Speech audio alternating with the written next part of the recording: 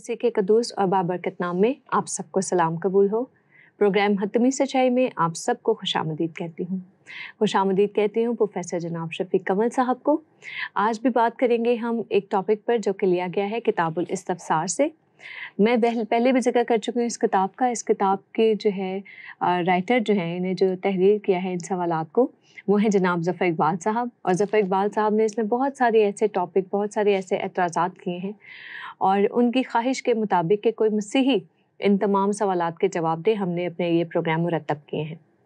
आज जिस टॉपिक पर बात करने जा रहे हैं, यहोवा और इंसान का गुनाह। बात शुरू करते हैं और ज़फ़र इकबाल साहब का वही अंदाज़ प्रोफेसर जनाब शफीक कमल साहब से जो है वो कहते हैं, यहोवा ने इंसान को तख्लीक कर लिया तो उसने वजूद में आते ही एक ऐसा गुनाह कर लिया जिसकी माफ़ी तलाफ़ी के लिए यहोवा को बहुत ज़्यादा पापड़ बेलने पड़े। आप इस बारे में क्या कहेंगे? शुक्रिया। पहले तो प्रोग्राम के टॉपिक के बारे में एक वजाहत कर दूं। आपने बोला कि हमारा प्रोग्राम है यहोवा और इंसान का गुनाह, तो उससे ऐसा तासर मिलता है कि जैसे यहोवा का भी गुनाह नहीं, यहोवा की शख्सियत और इंसान ने जब गुनाह किया तो ये मामला क्या, व्हाट इज दैट इशू, ये है हमारा प्रोग्राम जो मैं समझा। तो ज़फ़र साहब का सवाल ये है कि इंसान ने जब गुनाह कर लिया तो उससे गुनाह से माफ़ी देने के लिए यहोवा खुदा को बड़े पापड़ बेलने पड़े। सबसे पहली बात, खुदा की ज़ात के बारे में इस किस्म का मुहावरा दाग देना कि उसको बड़े पापड़ बेलने पड़े, तो ये जायज़ नहीं है। तो खुदा उनको तौफीक दे कि कम से कम देख लें कि किस ज़ात के बारे में बात कर रहे हैं, उनका एहतराम मलहूज़ खातर रखना चाहिए। बिल्कुल ठीक है। दूसरी बात कि आप कहते हैं खुदा को बड़े पापड़ बेलने पड़े, मतलब उनको बहुत ज़्यादा काम करना पड़ा या बड़े अजीब अजीब हथकंडे इस्तेमाल करने पड़े। ये उसका जो लफ्ज़ इस्तेमाल किया, मकसद यही। मैं कहता हूँ कि खुदा की ज़ात बड़ी खूबसूरत है। आप खुदा ने जो कुछ भी किया कि इंसान के गुनाह को माफ़ किया जाए, और जो दीवार हायल हो चुकी इंसान और खुदा के दरमियान, उस दीवार को तोड़कर दोबारा बहाल किया जाए। तो इसमें जो सबसे बड़ी चीज़ कार फरमा है वो खुदा की मोहब्बत है, खुदा का कंसर्न है। ये बड़ी खूबसूरत चीज़ है। अब चूँकि मुसलमान दोस्त खुदा की मोहब्बत से वाकिफ़ नहीं है और उनको अंदाज़ा नहीं है। ये बिल्कुल वही बात है कि आप हलाकू खान से कोई मोहब्बत भरा शेर कहें तो उसको क्या पता इस बात का, या हिटलर को कहें कि आए आपको मोहब्बत का नावल पढ़ाते हैं, वही उसका क्या लेना देना इन चीज़ों से। तो मुसलमान को भी मोहब्बत वाली बातें, खुदा की ज़ात के अंदर मोहब्बत है, ये अफसाने, ये बात अफसाने लगते हैं क्योंकि वो मोहब्बत से वाकिफ़ ही नहीं है। हाँ, आप तलवार की बात करें, तलवार की धार कैसे लगाते हैं, जंग की बात करें, तो ये बात, माले गनीमत की बात करें तो ये बात उनको समझ आएगी। सही। अब खुदा ने मोहब्बत की वजह से सैक्रिफिशियल सिस्टम कायम किया, हैकल कायम की, और मोहब्बत ही की वजह से आदम और हवा के गुनाह को ढांपा, मोहब्बत ही की वजह से अपने बेटे को सलीब पर कुर्बान कर दिया, मोहब्बत ही की वजह से खुदा ने तजस्सुम इख्तियार किया। तो चूँकि मोहब्बत का फ़लसफ़ा मुसलमान समझते नहीं है, इसलिए वो सारी चीज़ों को समझने से काफ़ी है।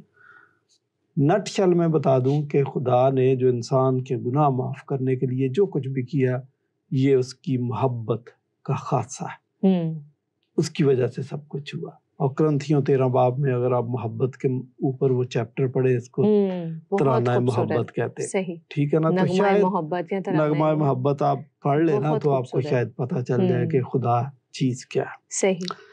अब हमारे लिए लफ्ज़ इस्तेमाल कर दिया कि खुदा ने बड़े बड़े पापड़ बेले। अब मैं इस्लाम का भी थोड़ा सा बता दूं कि आपने जब मुझ पे तनकीद की है तो मैं थोड़ा सा आपको आईना दिखाना चाहता हूँ। इस्लाम में जराइम को लीगलाइज करने के तरीके बयान किए गए। अच्छा। हमें कहते हैं कि गुनाह माफ़ करने को पापड़ बेलने से तशबीह दे।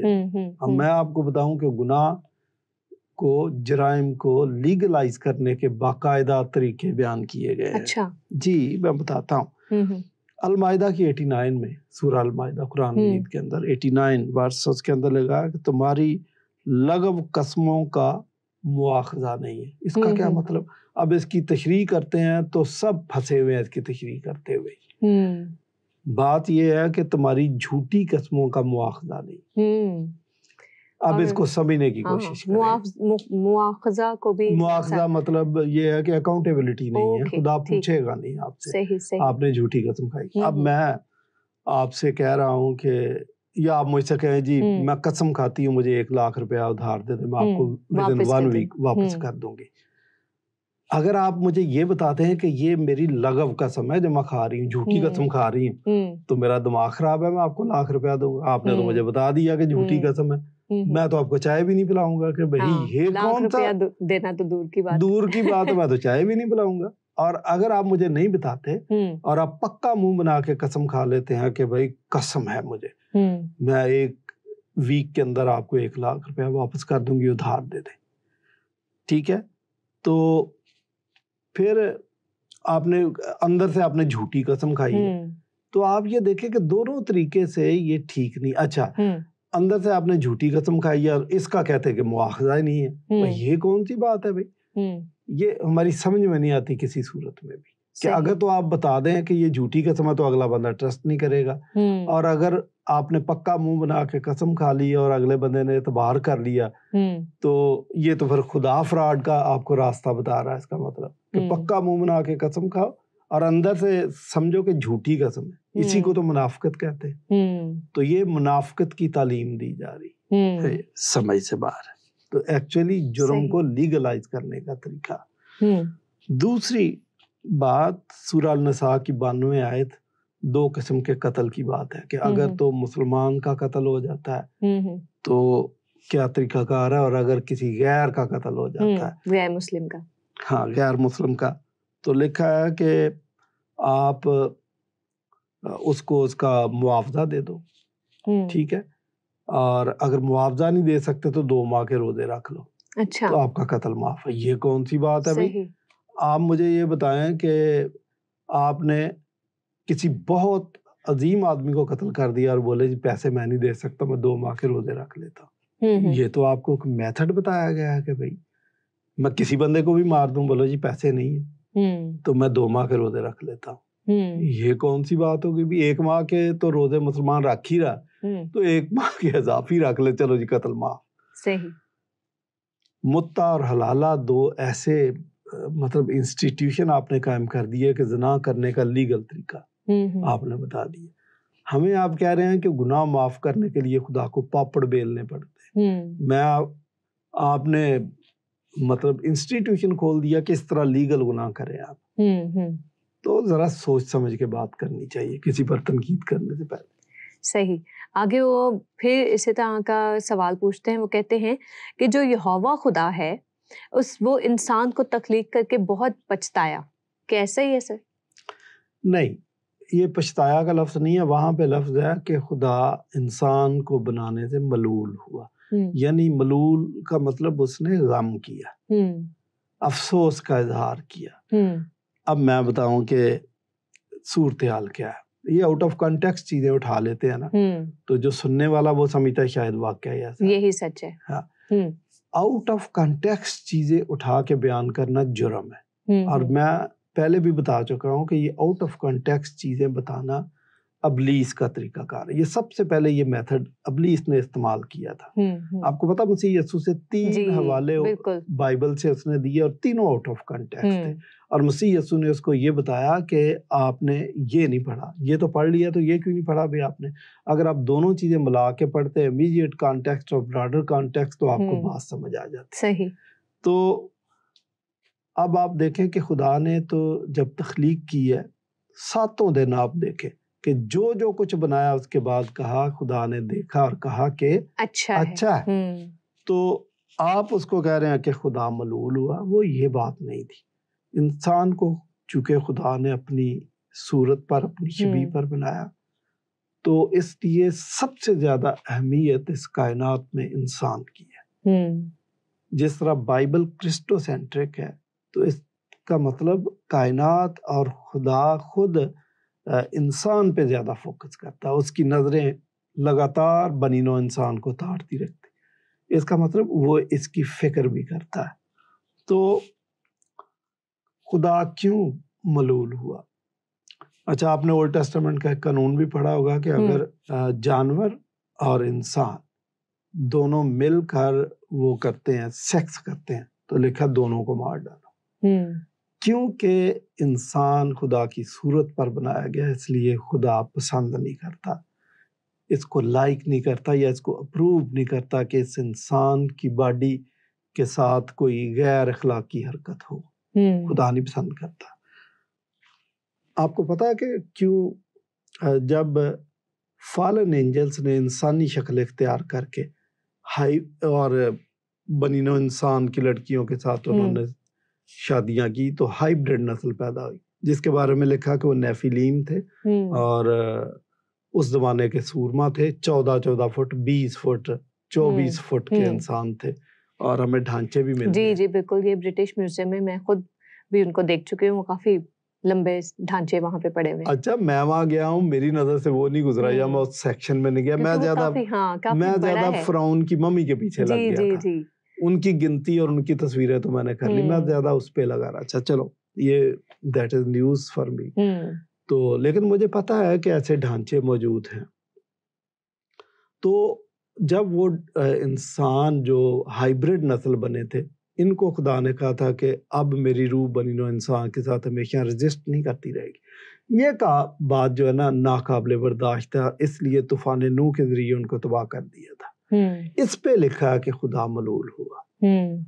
ادروائز آدم نے گناہ کیا اور قائن نے پہلا قتل کیا تو خدا ناراض تھا، خوش نہیں تھا، لیکن پھر بھی خدا چاہ رہا تھا کہ اس کو کسی نہ کسی طریقے سے ریکنسائل کیا جائے۔ وہ اب بھی لگا ہوا، لیکن جو ملول ہونے والی بات ہے دیٹ واز دا ریزن۔ صحیح۔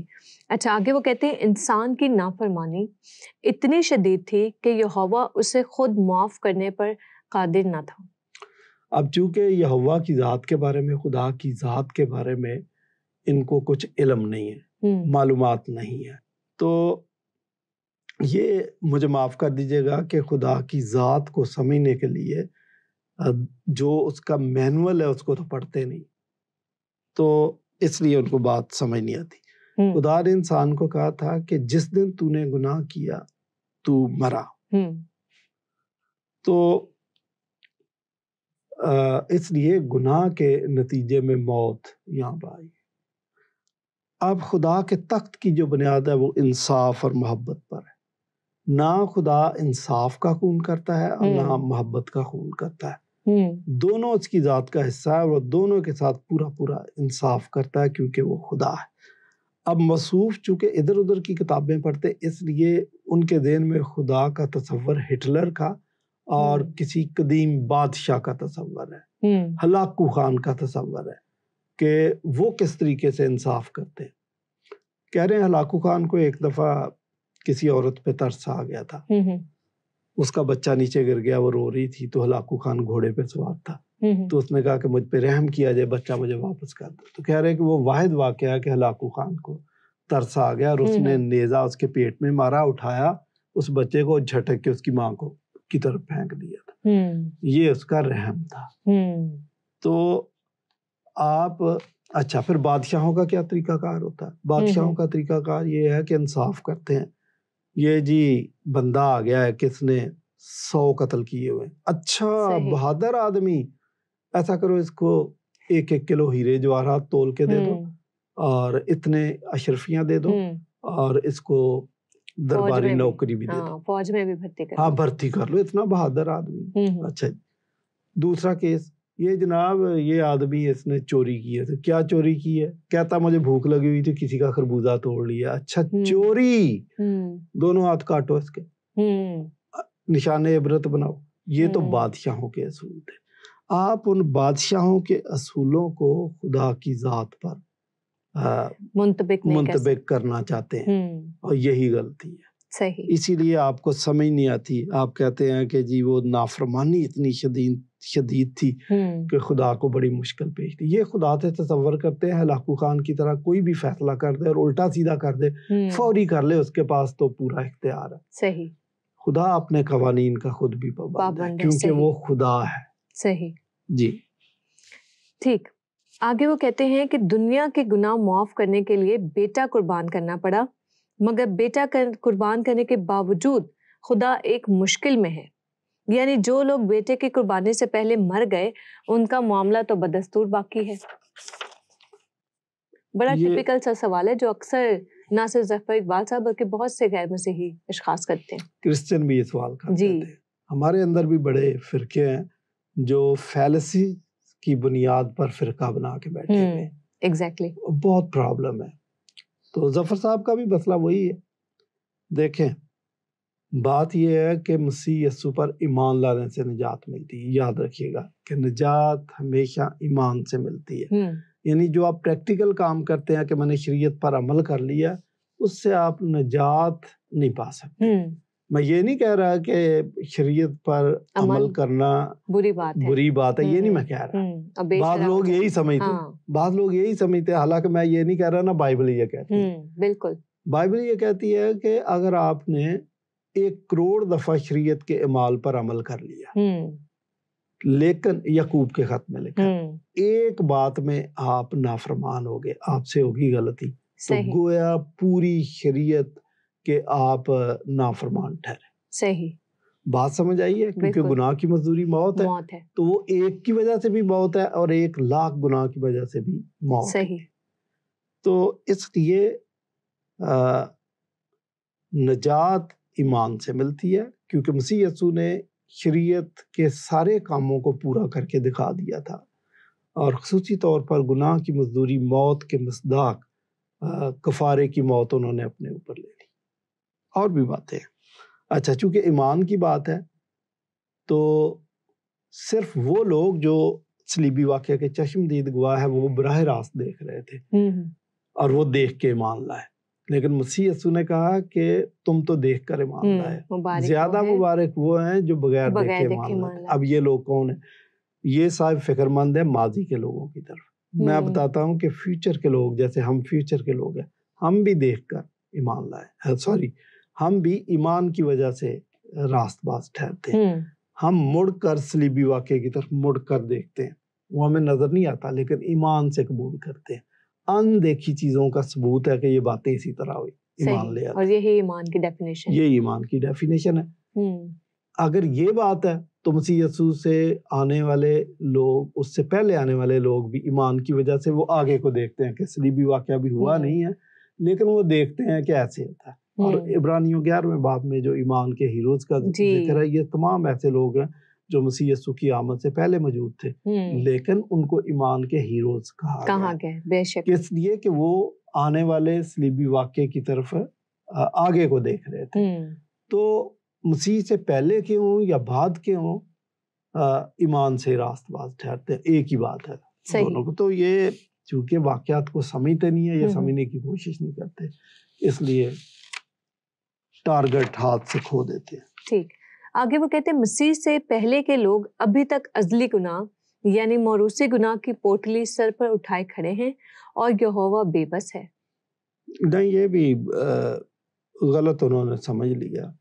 میں یہ کہہ رہا ہوں، بلکہ میں کہتا رہتا ہوں، کئی دفعہ میں نے کہا کہ موصوف فیلسیز کا شکار ہے، غلط فہمیوں کے صحرا میں رہتے ہیں۔ دیکھیں، یہ جو پہلی بات ازلی گناہ کی بات ہے، یہ تو لوگوں کا مفروضہ ہے یا غلط تشریح، یہ میں کہنے میں حق بجانا۔ ماڈرن اسکالرشپ جو ہے انلائٹنمنٹ کے بعد خصوصی طور پر، پہلے بھی کئی لوگوں نے یہ صدائے احتجاج اس کے خلاف بلند کی تھی، لیکن انلائٹنمنٹ کے بعد تو بہت سارے اسکالرز نے یہ کہنا شروع کر دیا کہ موروثی گناہ ٹرانسفر نہیں ہوتا، کہ جو آدم کا گناہ ہے وہ اگلی نسلوں میں ٹرانسفر نہیں ہوتا۔ نہ سائنٹیفکلی یہ بات ثابت ہو سکی ہے اور نہ یہ بائبل کے اصول کے مطابق، ایون بائبل بھی یہ بات نہیں کہتی۔ تو یہ لوگوں کی مس انٹرپریٹیشن ہے۔ اچھا، پلیجینزم جو ہے وہ یہ بات کہتی ہے کہ وہ بھی یہی بات کہہ رہی ہے کہ گناہ، موروثی گناہ نسل در نسل ٹرانسفر نہیں ہوتا، اور حزقیل 18ویں باب میں تو بہت کلیئر ہے کہ باپ کا گناہ بیٹوں میں ٹرانسفر نہیں ہوتا، بیٹے اس کے ذمہ دار نہیں ہیں، اور اگر باپ گناہگار تھا، بیٹے خدا کے حکموں پر چلنا شروع کر دے تو کوئی وجہ نہیں ہے کہ خدا ان کو سزا دے اور ان کے اچھے کاموں کا اجر نہ دے. اور اگر اولاد اچھے کام کرتی ہے اور ان کی تیسری نسل برے کام شروع کر دے تو ان کو باپ دادا کی اچھے کاموں کا ثواب نہیں پہنچے گا. دونوں صورتیں مطلب اس کا غلط نتیجہ نکالنا درست نہیں ہے، بلکہ بائبل بہت کلیئر کہتی ہے کہ جس نے کچے انگور کھائے ہیں اسی کے دانت کھٹے ہوں گے. بلکہ یرمیہ میں تو یہ بھی لکھا کہ آگے کو یہ مثل کہنا ہی نہیں ہے آپ نے کہ باپ دادا نے کچے انگور کھائے تو ہمارے دانت کھٹے ہو گئے. یہ مثل مشہور تھی بنی اسرائیل میں، اور یہ وہی نظریہ تھا کہ ماں باپ کا گناہ، آبا و اجداد کا گناہ نسل در نسل ٹرانسفر ہو رہا ہے. یہ نہیں ہے. ہوتا یہ ہے کہ اگر آپ برے کام کرتے ہیں، مطلب آپ نشہ کرتے ہیں، شراب پیتے ہیں، تو جس ماحول میں آپ کے بچے بڑھیں گے پھلیں گے اس ماحول کا اس پہ اثر ہوگا. لا محالہ وہ بھی شراب پینا شروع کر دیں گے. لیکن اگر آپ نے بہت اچھا ماحول دیا ہے، دعا کا ماحول ہے، گیتوں کا ماحول ہے، خدا کے کلام کا ماحول ہے، جو بائبل کہتی ہے کہ بچے کی اس راہ پر تربیت کر جس پر اس نے بڑے ہو کر چلنا، وہ بوڑھا ہو کر بھی کبھی اس راہ سے نہیں ہٹے گا، تو آپ کے بچے کیا ہوں گے؟ اس ماحول سے اچھی بات سیکھ جائیں گے. میں گیا ادھر نیپال میں، کسی کے گھر عبادت تھی، چھوٹا بچہ، ابھی بولنا نہیں اس کو آتا تھا، ابھی چل نہیں سکتا تھا، بیٹھ جاتا تھا دعا کے اندر، تو اس نے ہاتھ اٹھا کے تو وہ بڑے جوش سے دعا کر رہا تھا. الفاظ نہیں سمجھ آتے تھے لیکن سمجھ آتی تھی کہ یہ دعا کر رہا ہے. یہ کہاں سے سیکھا؟ ماحول سے سیکھتا ہے. لیکن یہ کہنا کہ موروثی گناہ ٹرانسفر ہو جاتا ہے، یہ جناب کی غلط فہمی ہے اور بہت سارے دوسرے لوگوں کی بھی غلط فہمی ہے. زبور 51 کی 5ویں آیت جو ہے کہ میں گناہ کی حالت میں پیدا ہوا، اس کو بھی لوگوں نے مس انٹرپریٹ کر دیا، اور بھی بہت ساری چیزیں ہیں. تو حزقیل 18 باب کے مصداق انسان خود اپنے گناہ کا یا اپنی اچھائی کا ذمہ دار ہے. صحیح. اچھا، آگے وہ کہتے ہیں جناب مسیح کی موت کے بعد اس سے مردہ انسانوں یعنی قیدی روحوں میں منادی کے لیے بھیجا جو سر پر ابھی تک ازلی گناہوں کے پوٹلی اٹھائے ہوئے تھے. یہ منادی بھی کامیاب نہ ہوئی. یہ بھی مس انڈرسٹینڈنگ ہے. بہت سارے لوگ اس کو مس انٹرپریٹ کرتے رہے ہیں کہ مسیح نے قیدی روحوں میں منادی کی. اگر آپ اس کو تفصیل سے پڑھیں تو آپ کو پتہ چلے گا کہ جو آپ سمجھ رہے ہیں ایسا نہیں ہے. لیکن مسیح نے بھی روحانی طور پر جا کر قیدی روحوں میں منادی کی. روحانی طور پر اگر منادی کی ہے تو اس کا مطلب کہ جتنے بھی انبیاء کرام تھے ان میں مسیح کا اسپرٹ، مسیح کا مشن تھا، تو وہ منادی کر رہے تھے. اب قیدی روح کا کیا مطلب ہے؟ قیدی روحوں سے ہی ہم نے غلط اندازہ کر لیا. ہر انسان قیدی روح ہے. جو گناہ کی قید میں ہے اس کو قیدی روح کہتے ہیں. لکھا نا روحوں کو آزماؤ، تو روحیں تو نظر نہیں آتی، آپ کہاں سے ان کو آزمائیں گے؟ انسانوں کو آزماؤ. تو یہ جو قیدی روحیں ہیں، انسان کی قید میں جو گناہ ہیں ان کے بارے میں کہا گیا. اور وہاں تو یہ لکھا ہے کہ نوح کے زمانے میں جب خدا تحمل کر کے ٹھہرا رہا تھا، پانی کے وسیلے سے 8 جانیں بچی. تو یہ 8 جانیں تو وہ تھی جو نوح کے خاندان کی تھی. تو مسیح نے پھر کون سی منادی کی؟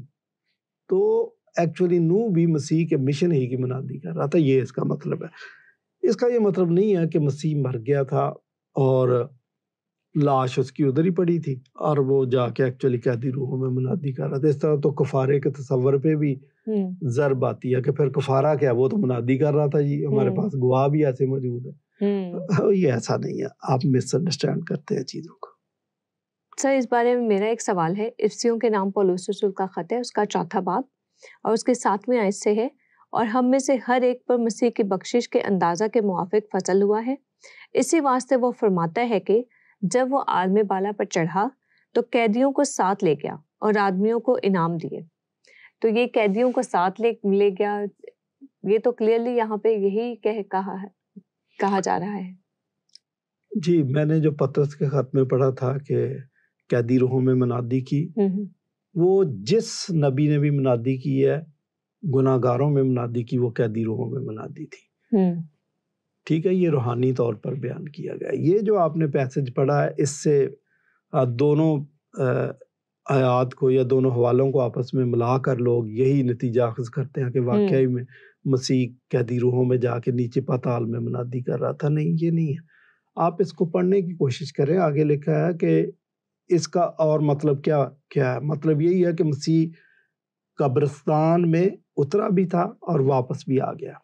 مطلب مر گیا پھر زندہ ہوا، اور زندہ ہونے کے بعد آگے لکھا ہے کہ اس نے آدمیوں کو انعام دیے. جو آپ کہہ رہے ہیں کہ قیدیوں کو عالم بالا پر لے گیا، اس کا یہ مطلب ہے کہ ان قیدی روحوں کو، ان گناہ گاروں کو اس نے بلندی بخشی. ایسے آپ کریں، ان کے درجات بلند کر دیے. کیسے پتہ چلتا ہے کہ یہ میں جو تشریح کر رہا ہوں یہ درست ہے؟ آگے لکھے، آگے پڑھے آپ، لکھا ہے کہ اور آدمیوں کو انعام دیے. اور وہ انعام کیا ہے؟ کسی کو استاد، کسی کو چرواہا، کسی کو پریچر، کسی کو مبشر، کسی کو مشنری، ہے نا جی. یہ 5 فولڈ جو منسٹری ہے، یہ تو چرچ کی ہے اور یہ زمین پر ہی ہے، یہ آسمان کی نہیں ہے. تو اس لیے اس کو اس طریقے سے سمجھیں کہ یہ جو انعامات ہیں یہ زمین پر ایمانداروں کو دیے گئے انعامات ہیں. تو یہاں اس کی بھی تشریح وہ نہیں ہے جو آپ مکس کر کے دونوں کو یہ بنا رہے ہیں کہ مسیح نے پتال میں منادی کی تھی. اس کا یہ وہ مطلب، کیونکہ دوسری جگہ لکھا ہے کہ پتال میں جہاں تو جاتا ہے وہاں نہ کوئی کام ہے نہ کوئی منصوبہ ہے. اور پھر یہ بھی لکھا ہے زبور میں کہ مردے خداوند کی ستائش نہیں کرتے. صحیح. تو ایسا ممکن نہیں ہے. ٹھیک، بہت شکریہ پروفیسر جناب شفیق کمل صاحب. آج ہم نے بات کی تھی یہوہ کی ذات اور انسانی گناہ. اس بات کے بارے میں حتمی سچائی جو میں آج کے اس پروگرام سے جان پائی اور آپ سے شیئر کرنا چاہوں گی وہ یہ کہ انسان بے شک گناہ میں گر گیا، لیکن خدا تعالیٰ کی جو ذات ہے، یہوہ کی جو ذات ہے، انسان سے اس قدر پیار اور محبت کرتی ہے کہ وہ اسے گناہوں میں لت پت پڑا رہنے نہ دیا، بلکہ اس نے اس کے لیے نجات کا الہی اور اصلی منصوبہ بنایا. یہ ایسے ہی ہے کہ خدا تعالیٰ عدل بھی کرنا چاہتا ہے اور اپنی محبت کے تقاضوں کو بھی پورا کرنا چاہتا تھا. ایک چھوٹی سی بات آپ سے شیئر کرنا چاہوں گی. ایک جج تھا، اس کے سامنے اسی کے بیٹے کو لا کر کھڑا کر دیا گیا اور اس نے کہا کہ قانون اس نے توڑا ہے آپ کے بیٹے نے، اور اس پر اتنا زیادہ جرمانہ اس آپ کے بیٹے کو ادا کرنا ہوگا. جج صاحب نے دیکھا کہ بات بالکل ٹھیک تھی، بیٹے نے قانون توڑا ہے اور اسے فور ایگزامپل آپ سمجھ لیجئے کہ $20,000 جرمانہ دینا ہے. کافی بڑی رقم تھی. بیٹے نے کہا کہ میں تو اسٹوڈنٹ ہوں، میرے پاس یہ رقم نہیں ہے. جج صاحب نے کہا نہیں، رقم تو آپ کو ادا کرنی پڑے گی کیونکہ قانون کا عدل کا تقاضا یہی ہے. اتنے میں جج صاحب نے ایک چیک اپنے بیٹے کو دیا اور کہا کہ میری محبت یہ ہے کہ تم یہ رقم ادا کرو، اور انصاف کا تقاضا یہ ہے کہ تم یہ رقم جو ہے قانونی زمرے میں آتے ہوئے ادا کرو. تو ایسا ہی ہے، خدا تعالیٰ نے نجات کا یہ ازلی منصوبہ ہم سب کے لیے بنایا ہے. آپ سب کے لیے بھی نجات کا منصوبہ آج بھی اس کے دروازے کھلے ہیں. آج بھی باپ باہیں کھولے کہہ رہا ہے کہ بیٹے گھر لوٹا، بیٹے گھر لوٹا. اسی کے ساتھ مجھے اور میری ٹیم کو آج کے اس پروگرام سے دیجیے اجازت. اپنے کمنٹس اور فیڈ بیک سے ہمیں ضرور آگاہ کیجیے گا. آج کے اس پروگرام سے اجازت چاہتے ہیں. خدا حافظ. جاتے جاتے وہی ایک بات، سچ کو جانیے، سچ کو کھوجیے، اور جب سچ، زندگی کا سچ آپ کو مل جائے تو اسے اپنائیے اور زندگی کو اپنا لیجیے. شکریہ.